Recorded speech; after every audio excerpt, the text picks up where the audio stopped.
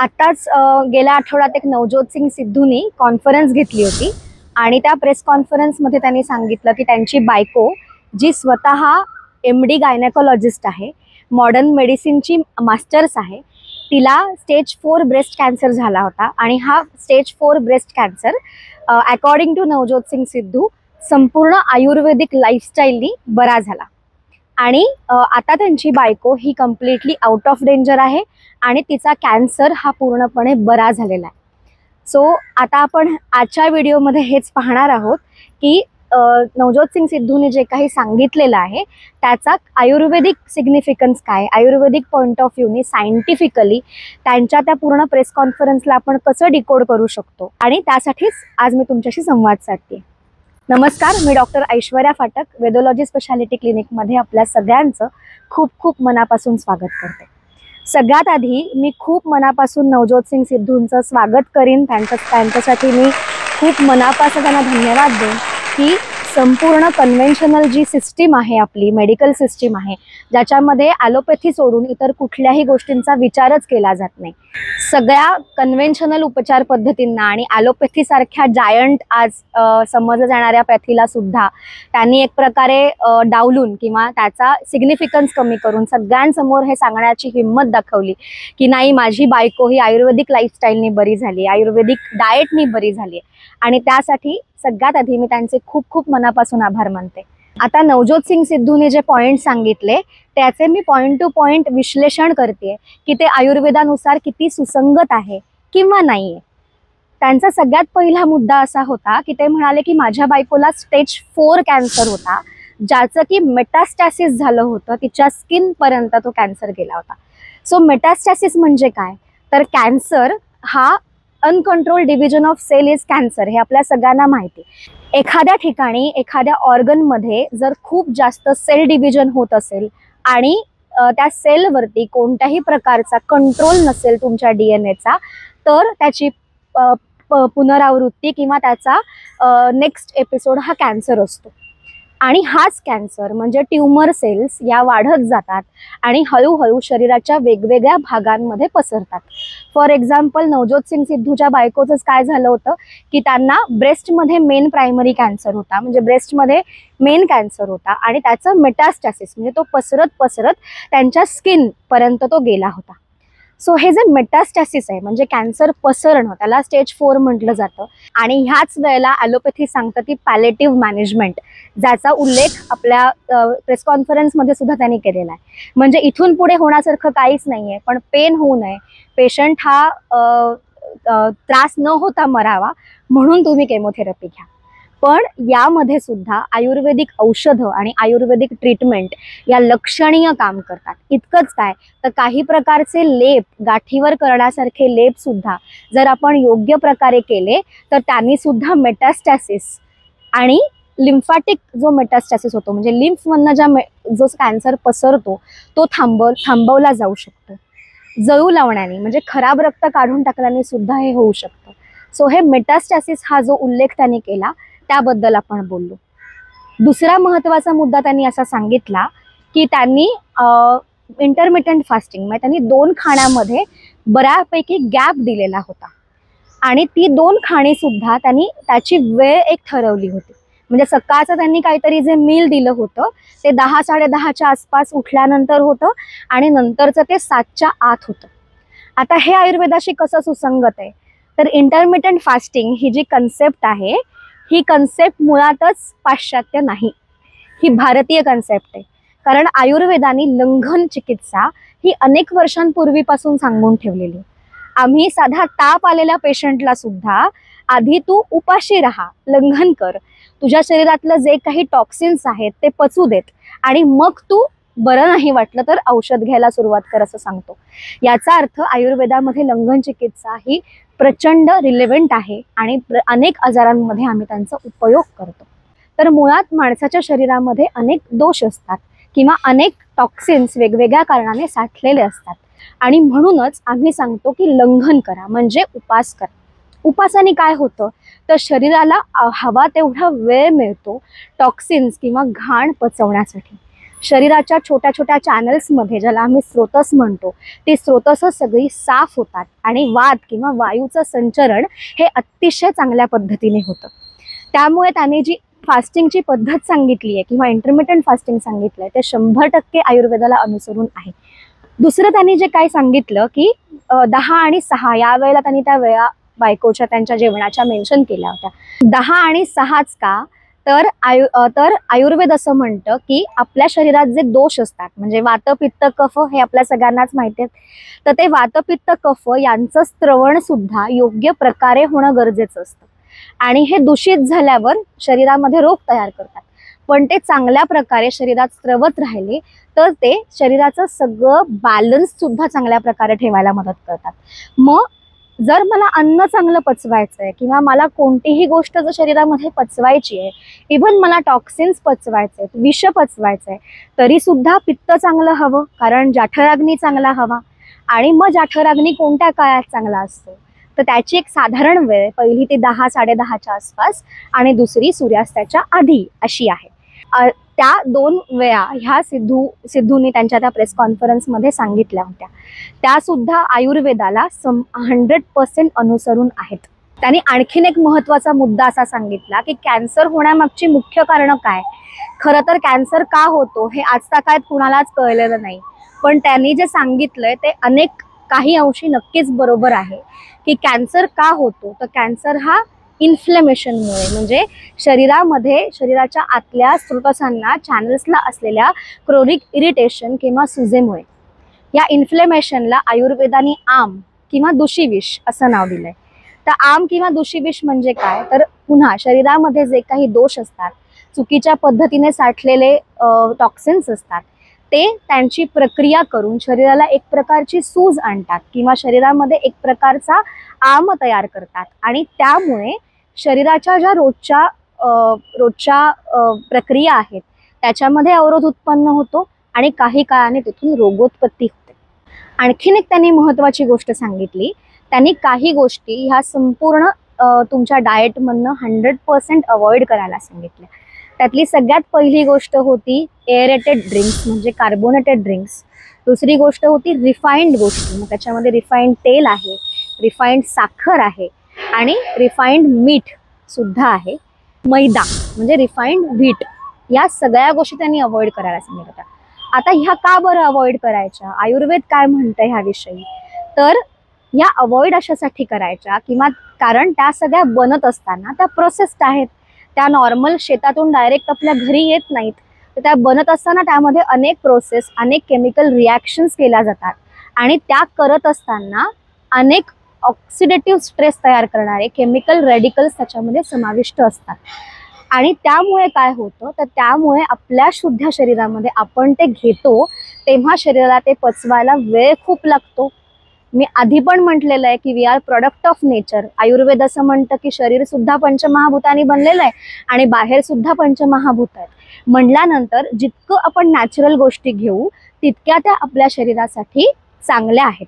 आणि मग अशा प्रकारचं जेव्हा आपण खाणं पिणं आपल्या लाईफस्टाईलमध्ये वाढवतो तेव्हा आयुर्वेद त्याला असं म्हणतं, आयुर्वेदाने त्याला एक छान कन्सेप्ट सांगितलेली आहे, ती म्हणजे दुषीविष, that is slow poison.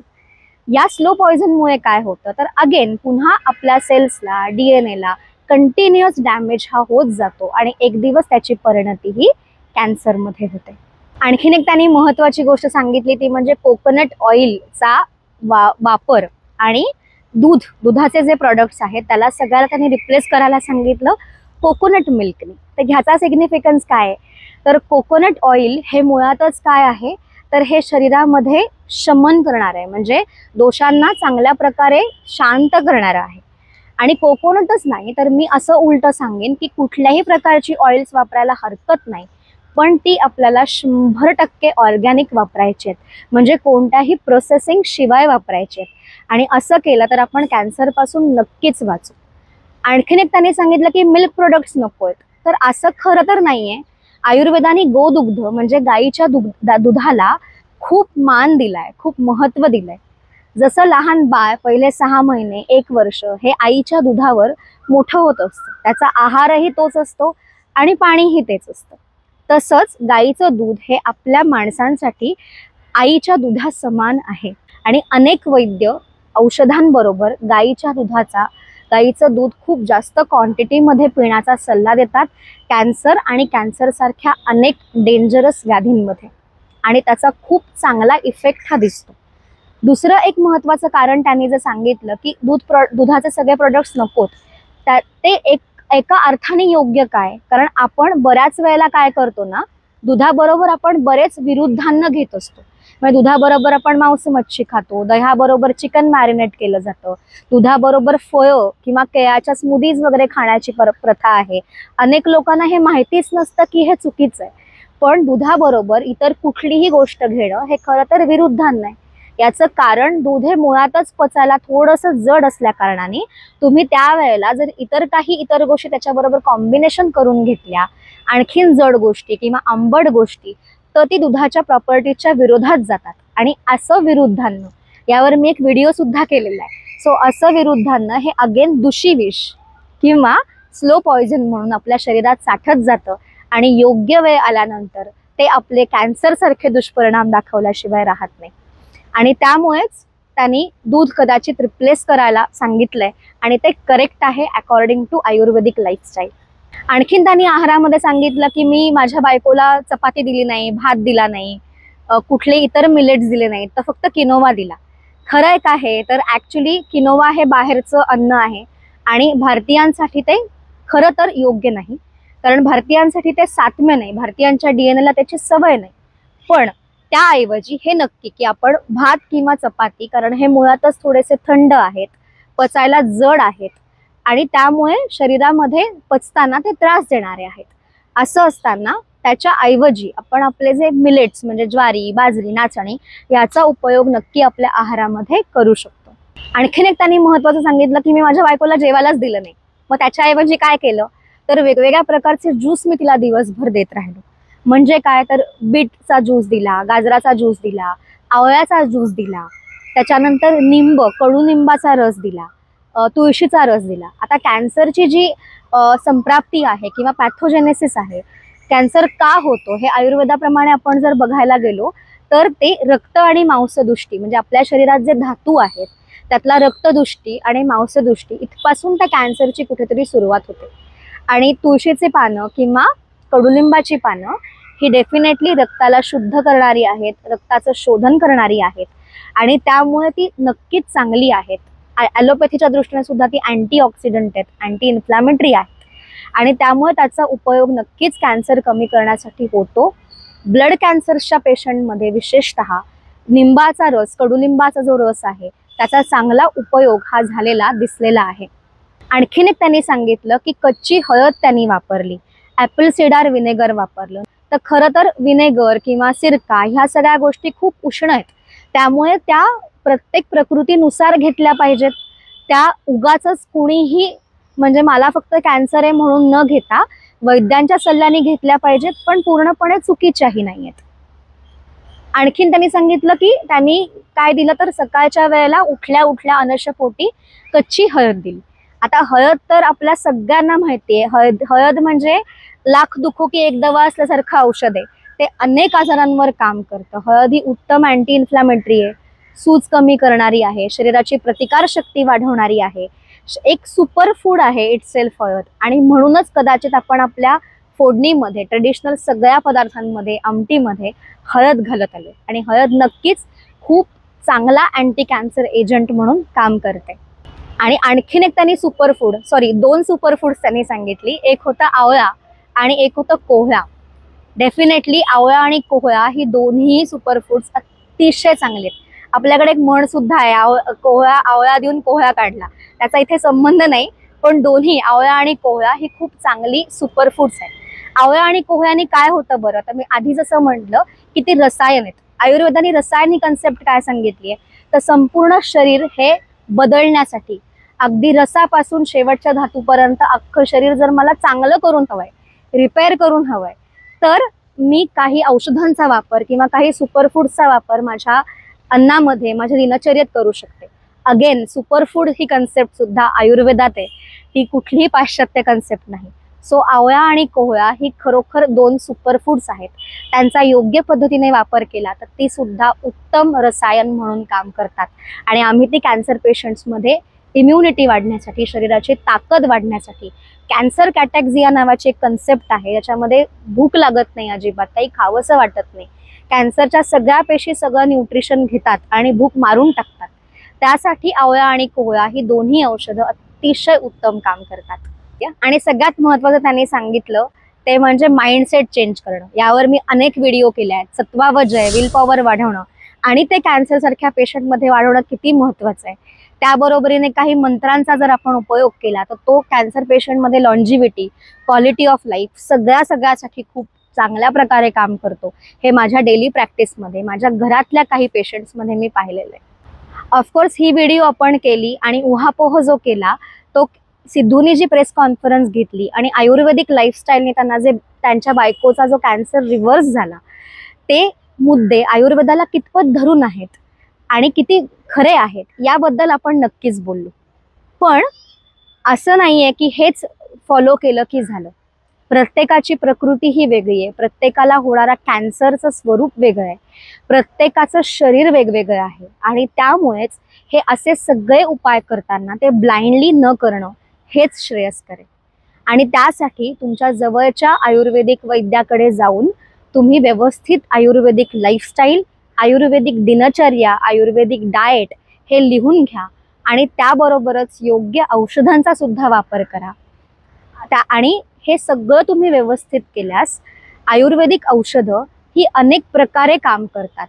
केमोथेरपीचे side effects कमी करण्यासाठी, एकटी आयुर्वेदिक ट्रीटमेंट कॅन्सरला शमवण्यासाठी किंवा कॅन्सर बरा करण्यासाठी, कॅन्सरचा रिकरन्स टाळण्यासाठी म्हणजे पुन्हा पुन्हा होणारे कॅन्सर्स टाळण्यासाठी आणि कॅन्सरचं मेटास्टॅसिस म्हणजे कॅन्सरचं पसरवणं सुद्धा थांबवण्यासाठी. या सगळ्यामुळे ॲलोपॅथिक डॉक्टरांचा मेल्टडाऊन व्हायला सुरुवात झाली आहे. कारण त्यांनाही ही भीती वाटते की जर आपल्याकडे लोक यायची बंदच झाली तर आपल्या औषधांमधला फोलपणा जर लोकांनाही, सामान्य माणसांनाही कळला तर आपलं दुकान कसं चालेल. आणि काही अंशी हे खरंच आहे की केमोथेरपीने खरंच पेशंट बरा होतो का, केमोथेरपीने त्याचा कॅन्सर खरंच बरा होतो का, केमोथेरपीने रिकरन्स म्हणजे पुन्हा पुन्हा कॅन्सर होण्याचं प्रमाण थांबतं का, या सगळ्याची उत्तरं अनफॉर्च्युनेटली नाही आहेत. आणि केमोथेरपीने होणाऱ्या साईड इफेक्ट्सने शरीर अक्षरशः खंगत जातं. हे मी अनेक वेळेला स्वतः डोळ्यांनी पाहिलेलं आहे. आणि आता सिद्धूसारख्या माणसांनी आयुर्वेदाचा सरळ सरळ प्रचार केल्यामुळे सगळ्यांना खूप टेन्शन आलंय आणि ह्या मेल्टडाऊनवरती. आणि आयुर्वेद खरंच कायमच कसा सशक्त होता आणि इथून पुढेही असणारे कॅन्सर सारख्या रोगांचं समूळ उच्चाटन करण्यासाठी याविषयी मी पुढचा व्हिडिओ करणारच आहे. अशाच महत्त्वपूर्ण व्हिडिओसाठी आणि आपल्या शरीर आणि मन ह्या दोघांनाही स्वस्थ ठेवण्यासाठी वेदोलॉजी स्पेशालिटी क्लिनिकला लाईक, शेअर आणि सबस्क्राईब करा. धन्यवाद.